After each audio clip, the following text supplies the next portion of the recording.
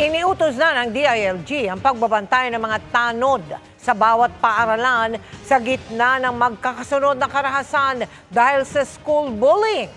Iniutos naman ng DepEd ang pinaigting na bag inspections at roving ng mga guro. Nakatutok si Jonathan Andal.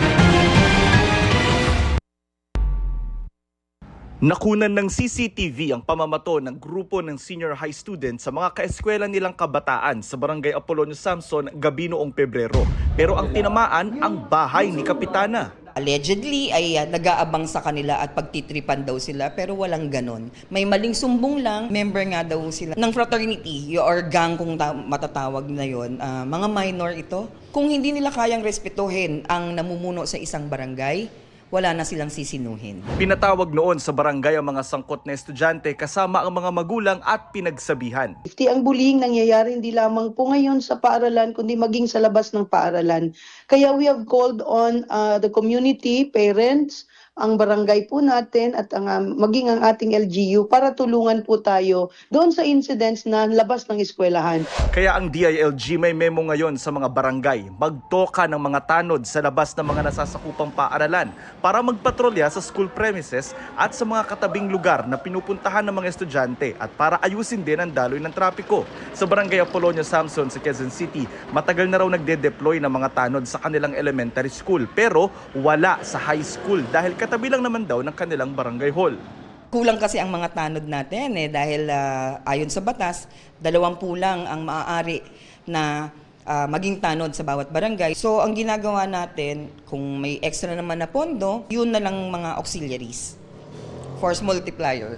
Mas matatakot yung mga bata na magwala dyan o mag-abang ng teacher. 'Di ba? Minsan may mga estudyante inaabangan teacher, no? So yun din yung hazard ng aming trabaho dito sa senior high kasi yung mga estudyante mo dito malalaki na. Oo, so nakakatakot din sila minsan. Nito lang August 4 sa Balabagan, Lanao del Sur, isang guro ang binaril ng estudyante niyang grade 11 sa labas ng school dahil umano sa bagsak na grado. At nitong August 7, isang estudyante ang binaril din sa loob naman ng classroom ng kanyang ex-boyfriend sa Nueva Ecija. Kanina tinalakay ang problema sa pagdinig ng Senate Committee on Basic Education. Lumalala yung bullying. In fact, marami ng insidente ng suicide sa mga estudyante. It's either binubuli sila ng kanilang kapwa estudyante or binubuli sila ng kanilang mga guro. So anong klaseng programa meron kayo na para ma-address tong lumalalang problema sa bullying sa elementary at sa senior high? Noong August 6 lang nag-issue po ng bagong IRR tungkol sa anti-bullying policy po ng Department of Education. Pinagigting po yung efforts para po ma-prevent yung bullying incidents sa mga eskwelahan. Ngayon po meron ng Learners Permission Officer.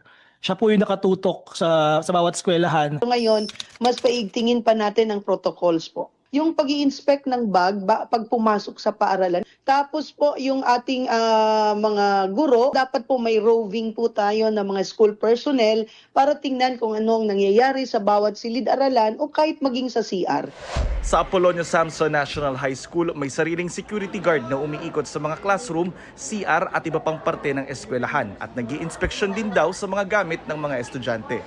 Para sa GMA Integrated News, Jonathan Andal, nakatutok, 24 oras.